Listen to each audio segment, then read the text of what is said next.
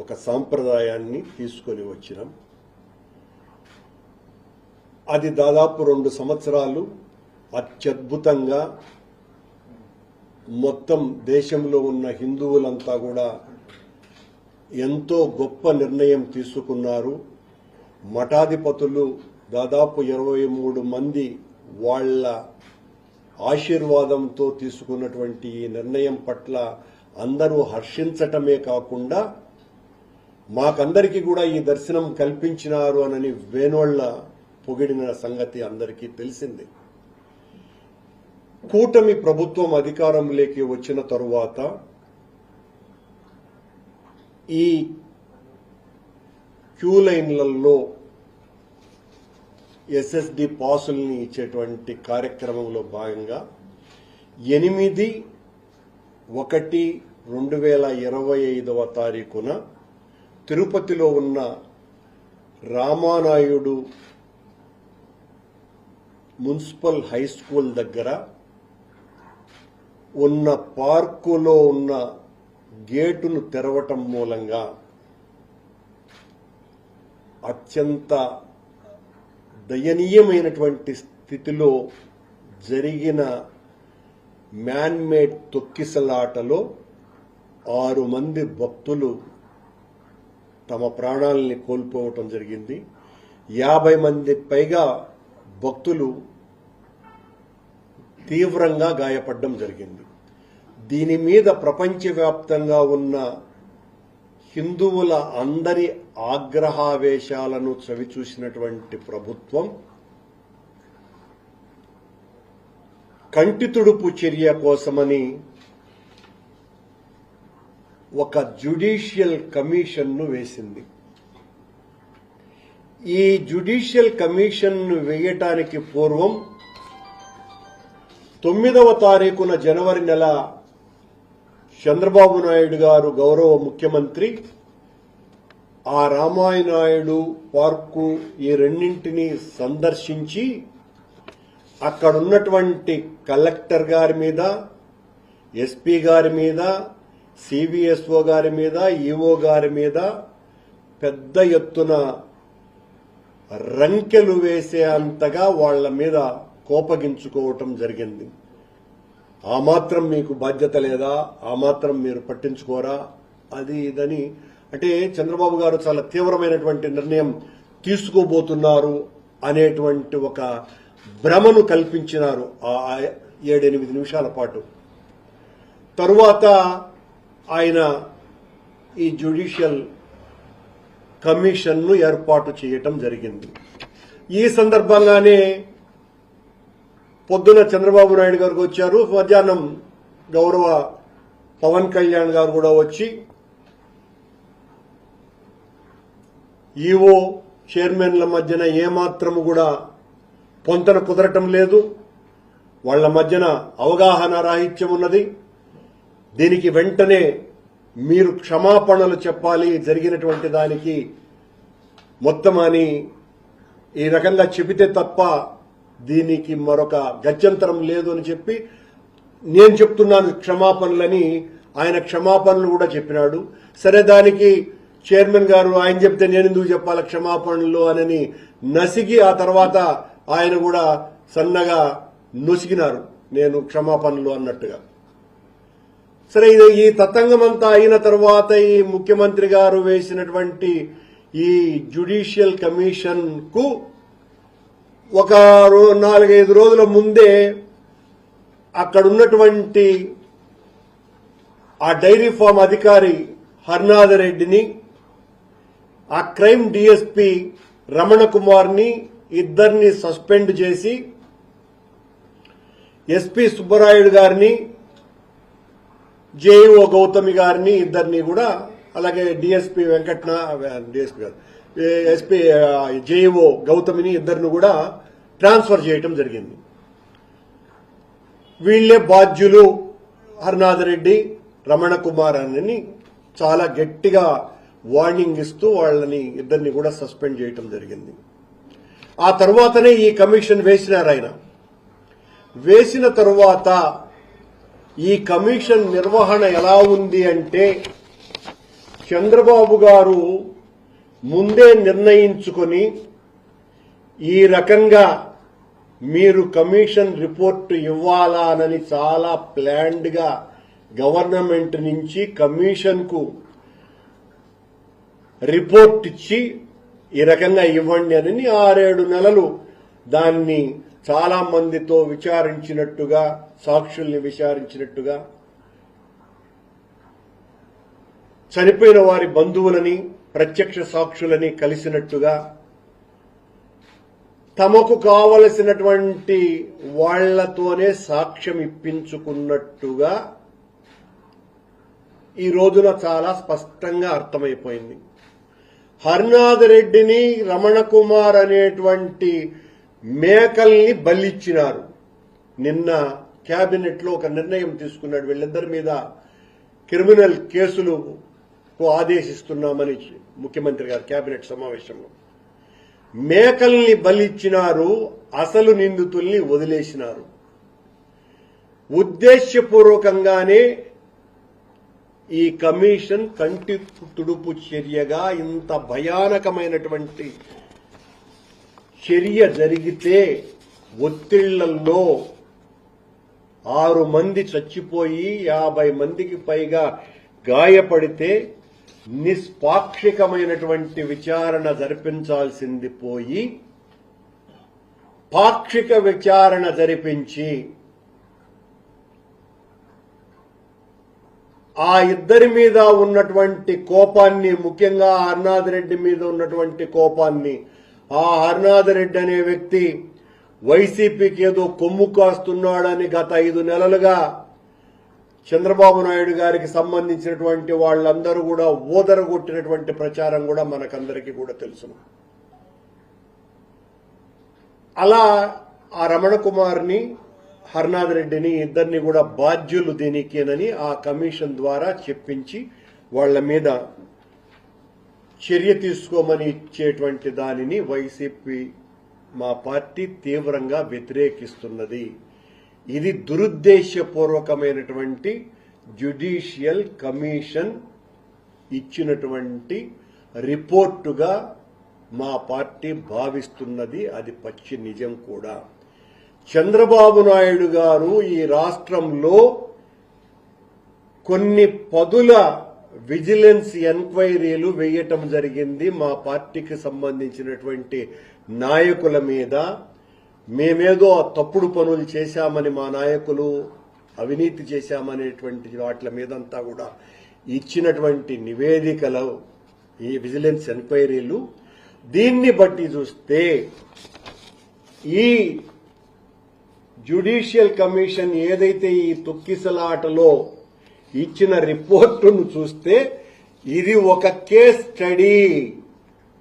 ఇది ఒక case study. Chandrababu గారు ఇచ్చేటువంటి, నియమించేటువంటి ఏ ఎంక్వైరీ అయినా, విజిలెన్స్ ఎంక్వైరీ అయినా, దానికి ఈ ఎంక్వైరీ ఈ వైకుంఠ ఏకాదశి సందర్భంగా నియమించినటువంటి ఈ జ్యుడిషియల్ కమిషన్ అన్నది ఒక కేస్ స్టడీగా, అంటే ఎంత మోసము దగా అయినటువంటి రిపోర్టులు బయటకు వస్తాయి. ఇది చంద్రబాబు నాయుడు గారు ముందే వాళ్ళిద్దరిని సస్పెండ్ చేసి ఉన్నారు తమాషగా. వీళ్ళిద్దరిని అయితే ఈ మేకలను కొయ్యాలా అని. అలాగే ఆ గౌతమి గారు, ఆవిడికి ఇచ్చినటువంటి బాధ్యతలేంటి? నిజానికి హరినాథ్ రెడ్డికి ఇచ్చినటువంటిది చాలా స్పష్టంగా ఎగ్జిక్యూటివ్ ఆఫీసర్ తను నిర్వహించినటువంటి సమావేశంలో 21/12వ తారీఖున జరిపినటువంటి సమావేశంలో హరినాథ్ రెడ్డికి ఇచ్చినటువంటిది ఏంటి? మెయింటెనెన్స్ టోకన్ ఇష్యూ కౌంటర్స్ దగ్గర అతని మెయింటెనెన్స్, టోకన్ ఇష్యూ కౌంటర్స్ దగ్గర అతనితో పాటు సూర్యప్రకాష్ అనేటువంటి ఒక ఎగ్జిక్యూటివ్ ఇంజనీరు కూడా సమానమైనటువంటి బాధ్యతలు ఇవ్వటం జరిగింది. ఇది చాలా అండర్లైన్ థింగ్. హరినాథ్ రెడ్డితో పాటు సూర్యప్రకాష్ అనేటువంటి ఎగ్జిక్యూటివ్ ఇంజనీర్ ని కూడా సమానమైనటువంటి బాధ్యతలు. అలాగే క్యూ లైన్లో ఉన్నటువంటి లైన్లలో ఉండేటువంటి బాధ్యతల్ని ఆ law and order and vigilance వాళ్ళు అంటే ఎస్పీ, సివిఎస్ఓలు బాధ్యులు వాళ్లను కోఆర్డినేట్ చేసుకోమని జేఈఓ గౌతమి గారికి సమన్వయానికి ఆమెని నియమించటం జరిగింది. ఇవన్నీ కూడా ఈ ఎగ్జిక్యూటివ్ ఆఫీసర్ గారు ఇచ్చినటువంటి ప్రొసీడింగ్స్ లో ఉన్నటువంటి విషయం.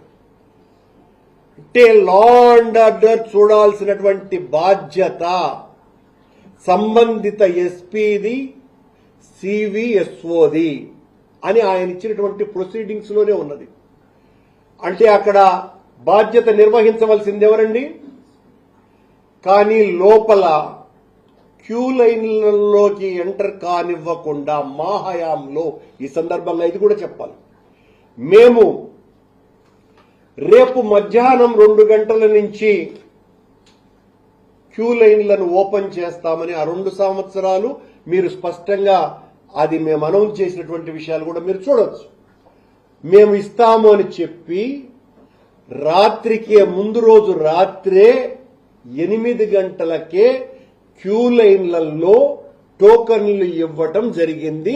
తద్వారా ఆ 2 సంవత్సరాలు ఎక్కడ ఎవ్వరికి చిన్న తొక్కిసలాట కూడా జరగకుండా అందరికీ ఆనందంగా ఆ ఎస్ఎస్డి టోకన్లు లభించినాయి. ఇది పచ్చి నిజం.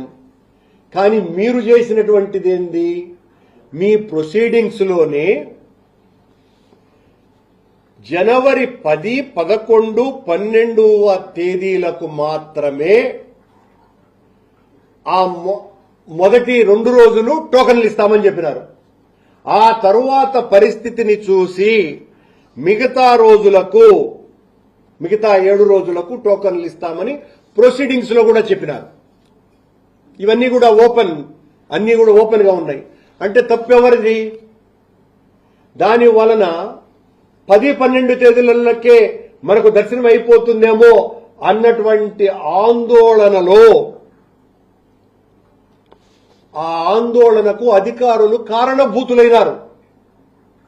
భక్తులందరూ కూడా పెద్ద ఎత్తున వెయిట్ చేయడానికి ఆ కారణభూతులైంది అధికార యంత్రాంగం. దానికి సమాధానం లేదు.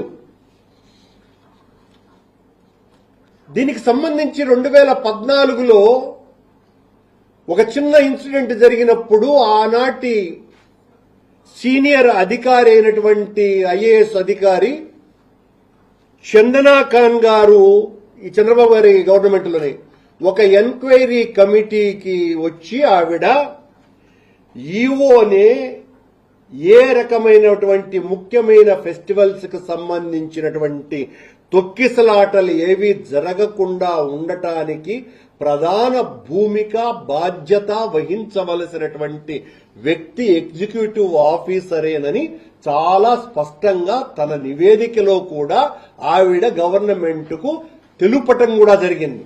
అది తెలపకపోయినా కూడా బీయింగ్ ఎగ్జిక్యూటివ్ ఆఫీసర్ ఆయనకు సర్వం సహా అధికారాలున్నటువంటి వ్యక్తిగా ఆయన తన కోఆర్డినేషన్ మీటింగులో ఎగ్జిక్యూటివ్ ఆఫీసర్గా ఎస్పీకి అలాగే కలెక్టర్ని మరియు రెవెన్యూ ఆఫీసర్లకి బాధ్యుల్ని చేస్తూ కోఆర్డినేట్ చేయడానికి గౌతమిని గారిని నియమిస్తూ ఆయన ప్రొసీడింగ్స్ ఇవ్వటం జరిగింది. అంటే వీళ్ళందరూ కూడా బాధ్యులనే కదా అర్థము. కలెక్టర్ గారు, ఎస్పీ గారు, సివిఎస్ఓ గారు వీళ్ళందరూ బాధ్యులు అని నిర్ణయాధికారపు స్వేచ్ఛ అధికారమంతా కూడా వాళ్లకప్పగించి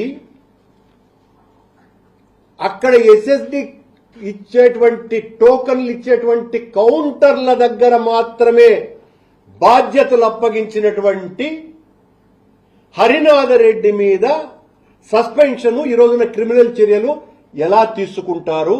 మరి ముఖ్యంగా ఇతను కూడా రమణ కుమార్ ఒక్కడినే ఎలా బలి చేస్తారు? కోఆర్డినేషన్ బాధ్యతలు స్వీకరించినటువంటి ఐఏఎస్ అధికారిని అయినటువంటి గౌతమి గారి మీద జిఏడిలో రిపోర్టు ఆమెకు చెప్పి ఆ మీద ఏ రకమైనటువంటి చర్య తీసుకోవాలనో వాళ్లకు అప్పగించినాము అనేటువంటిది కూడా నిన్న కేబినెట్ లో ఒక నిర్ణయాన్ని తీసుకోవటం జరిగింది.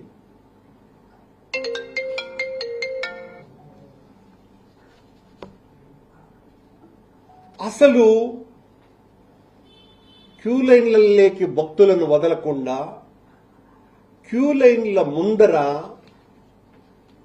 హోల్డింగ్ పాయింట్స్ ని పెట్టేటువంటి ఆలోచన మీకెందుకు వచ్చింది? భక్తులు ఎవరైనా వస్తే క్యూ లైన్లలో వదలాల, అలా కాకుండా బయట ఉండండి మీరందరూ అని గుంపుగా చేర్చినటువంటి అధికారులు ఎవరు? పోలీసు వాళ్ళు, విజిలెన్స్ వాళ్లే కదా, వాళ్లు కదా దానికి బాధ్యత వహించాలా? వాళ్ల మీద ఏ చర్యలు లేవు. హోల్డింగ్ పాయింట్ అనే నిర్ణయం ఎందుకు వచ్చింది? చాలా స్పష్టంగా క్యూ లైన్లలోకి వదలకుండా హోల్డింగ్ పాయింట్స్ ని ఎందుకు పెట్టారు? అక్కడ తొక్కిసలాటలో పడిపోయినప్పుడు అక్కడున్నటువంటి పోలీసు అధికారులు చోద్యం చూస్తున్నా కూడా ఆ చోద్యం చూస్తుండేటువంటి అధికారుల మీద ఏ రకమైనటువంటి చర్యలు ఎందుకు తీసుకోలేదు?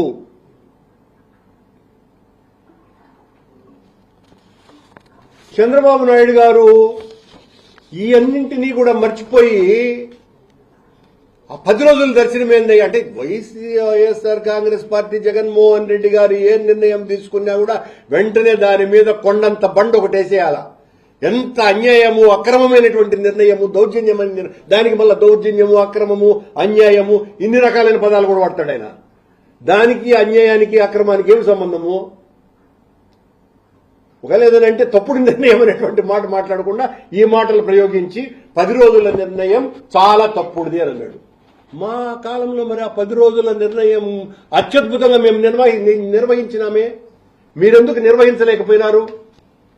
మీ బాధ్యతారాహిత్యం వలన మీకంతా పెత్తనమంతా కూడా మీకు కావలసినటువంటి వాళ్ళు దర్శనానికి వస్తే వాళ్లకు సకల భోగాలు కల్పించటానికే ఈ అధికార యంత్రాంగం అంతా ఊడిగం చేస్తున్నది కనుక, ఊడిగం చేయటంలో తలమునకలయ్యి ఉన్నారు కనుక వాళ్లు ఈ నిర్వహణ సామర్థ్య బాధ్యతల్ని విస్మరించటం జరిగింది అన్నది వాస్తవం కాదా?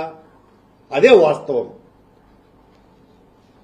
ఇది నిజంగా కూడా చంద్రబాబు నాయుడు గారు ఈ రాష్ట్రంలో మా మీద విధించేటువంటి వేసేటువంటి ఏ విజిలెన్స్ కమిషన్లకైనా కూడా ఆయన మాటల్లోనే ఇది ఒక కేస్ స్టడీ లాంటిది. ఆయన కోరుకున్నట్టుగా మా మీద ఏ విజిలెన్స్ ఎంక్వైరీ వేసినా ఆయన కోరుకున్నట్టే రిజల్ట్ వస్తుంది. దాని మీద ఆయన ఎవరిని నిర్ణయించినా ఎవరిని నియమించినా కూడా ఫలానా వాడిని దోషిగా చెప్పండి అంటే ఆ వారే దోషిగా అవుతారు అన్నదానికి ఇది ఒక బహిరంగ నిరూపణ. వీళ్ల మీద ముందే చర్యలు తీసుకున్నారు, వాళ్ళెవరి మీద చర్యలు తీసుకోకూడదు అనుకున్నారు. వాళ్లకు కావలసినటువంటి ఆఫీసర్లు వాళ్ళని ఊరుకునే తూతుగా ట్రాన్స్ఫర్లు చేసినారు. వాళ్ళని ఆ తర్వాత వీళ్ళైతేనే మనం చెప్పినట్టు వింటారు అనని ఆ మద్యం సంబంధించి మా మీద వేసినటువంటి సిట్ ఎంక్వైరీలో ఆయన్ను బాధ్యుడినిగా చేసినారు, అధికారిగా, విజిలెన్స్ అధికారిగా ఒకరిని. ఇంకొకరేమో ఏ రకమైనటువంటి బాధ్యత లేకుండా కేవలం ట్రాన్స్ఫర్ అయ్యి వెళ్లిపోవటం జరిగింది. ఇలా ఈ ఏదైతే ఎంక్వైరీ ఉన్నదో ఈ ఎంక్వైరీ పూర్తిగా తప్పని, ఇది ప్రజల భక్తుల మనోభావాలను పూర్తిగా దెబ్బతీసినటువంటి జ్యుడిషియల్ కమిషన్ రిపోర్టు తప్ప మరొక్కటి కాదని, నిజమైనటువంటి దోషులు బయటికి రావాలి, సరి అయినటువంటి నిర్ణయం వెలికి రావాలంటే దీన్ని సిబిఐకి అప్పగిస్తే తప్ప ఎట్టి పరిస్థితుల్లోనూ వాస్తవాలు బయటికి రావు కనుక సిబిఐ ఎంక్వైరీని మేము డిమాండ్ చేస్తున్నాం. ఇది దారుణమైనటువంటి రిపోర్టు. ఈ దారుణమైనటువంటి రిపోర్టు మేకలను బలి తీసుకొని దోషులకు దండలు వేసింది. వాళ్ళది ఏ తప్పు లేదని క్లీన్ చిట్ ఇవ్వటము, దానికి మళ్ళా పతాక శీర్షికలతో వాళ్ళ బొమ్మలేసి మరి వీళ్ళ తప్పు ఏమీ లేదని చెప్పటము, చెప్పించే ప్రయత్నం చేయటము, ఇలాంటివన్నింటినీ కూడా ప్రజలు గమనిస్తున్నారు. మేమే కాదు మొత్తం భక్తులందరూ కూడా సిబిఐ ఎంక్వైరీ వేస్తేనే నిజానిజాలన్నీ బయటికి వస్తాయని సిబిఐ ఎంక్వైరీని డిమాండ్ చేస్తున్నాం. కమిషన్ రిపోర్ట్ లో టీటీడీ చాలా తప్పులు చేసింది. టీటీడీ పూర్తి స్థాయిలో సిబ్బంది కావచ్చు ఇతర ఏర్పాట్లకు సంబంధించి తీసుకోలేదని చెప్పి కూడా అన్నప్పుడు టీటీడీ ఏదో తప్పులైతే చేసిందో వాళ్ళ మీద చర్యలు ఉండాలి కదా. ఆ చర్యలు ఎందుకు తీసుకోలేదు నిన్న కేబినెట్? అలా వీళ్ళని ఎందుకు మాత్రమే బలి తీసినాయి? టీటీడీ మీద తప్పులు చేస్తారని చెప్పుకున్నారు అనుకుందాం. అదేమి దాన్ని బహిరంగంగా బయటికి చెప్పలే, ఎవరికి చూపించటంలే. ఆ కమిషన్ రిపోర్టు బయటికి వస్తే ఇంకా చాలా విషయాలు మాట్లాడొచ్చును. టీటీడీ చాలా తప్పులు చేసింది అని చెప్పడం అంటే అర్థమైంది. టీటీడీ ఈఓ తప్పు చేశాడు, టీటీడీలో ఉన్నటువంటి సివిఎస్ఓ తప్పు చేశాడు, బయట ఉన్నటువంటి కలెక్టర్, ఎస్పీ అందరూ కూడా బాధ్యులే అని చెప్పినట్టే కదా మీరు చెప్పేదాని ప్రకారం. నేను రిపోర్ట్ చూడలేదు కాబట్టి ఆ రిపోర్ట్ ఎక్కడ బయట పెట్టలేదు కాబట్టి. వాళ్ళు తప్పు చేసినారంటే తప్పు చేసిన వాళ్ళ మీద కదా చర్యలు తీసుకోవాలా. వాళ్ళ మీద తీసుకోకుండా చిన్న చీమల మీద ఎందుకు బలి పశువుల్ని చేసినారు?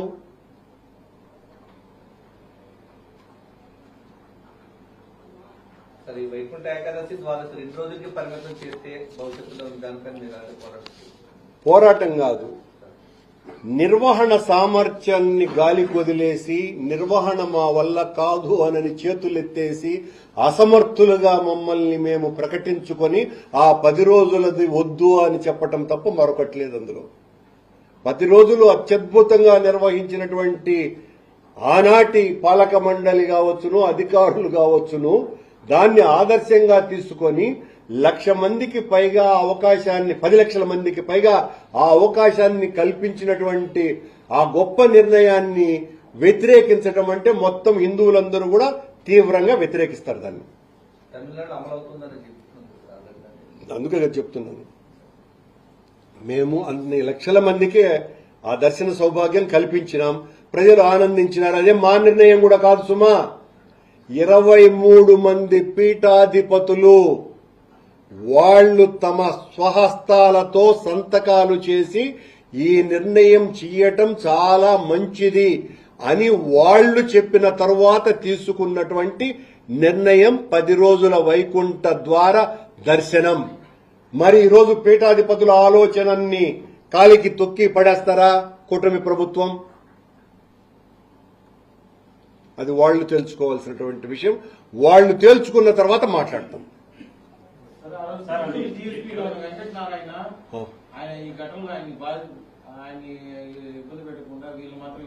ఇంకా అంతకంటే పెద్దోళ్ళు ఉన్నారు కదా.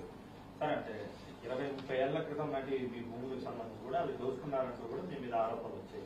దాని మీద కేసులు పెట్టాలి, నమోదు చేయాలంటూ కూడా. కేసులు పెట్టని, క్రిమినల్ కేసులు పెట్టని, జైళ్లకు పంపించని, తప్పు ఒప్పులు వాళ్ళు నోటీసులు ఇచ్చిన తర్వాత కోర్టులున్నాయి, న్యాయం ఏంది అన్నది తేలుస్తాయి. కాకపోతే ఉబలాట పడుతున్నటువంటి వాళ్ళు దాని మీద చాలా మంది ఉన్నారు. వాళ్ల ఉబలాటానికి నేను ఆనందపడతానే గాని రోధించేటువంటి మనిషిని కాదు. నా మీద ఏదో ఆర్థికంగానో హార్దికంగానో లేకపోతే శారీరకంగానో నన్ను నిర్బంధించి భయపెట్టినంత మాత్రాన నా ప్రజాస్వామ్య గొంతును ఆపటమన్నది ఎవ్వరి తరము కాదు. కూటమి నా గొంతు కోస్తే తప్ప. అలా జరిగినప్పుడు మాత్రమే నా గొంతు ఆగుతుంది. కాకపోతే దాని మీద ఉన్నదానికంటే కూడా చాలా ఎక్కువగా తెలుగుదేశం పార్టీ ఉంపుడు కత్తె పత్రిక మరింత ఎక్కువగా దాన్ని పెద్ద ఎత్తున రాయటము, ఇవన్నీ కూడా తమాషగా పొద్దున్నే హాస్య చతురత ఏదో చిన్న సినిమా చూసినట్టుగా నేను చదవటం జరిగింది. దానికి సమాధానం లీగల్ గా నేను ఎదుర్కొంటాను.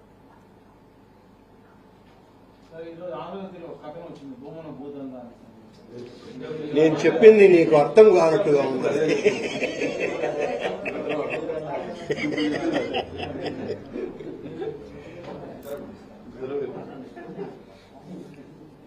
నేనేమన్నానో వారిని అడిగి తెలుసుకో.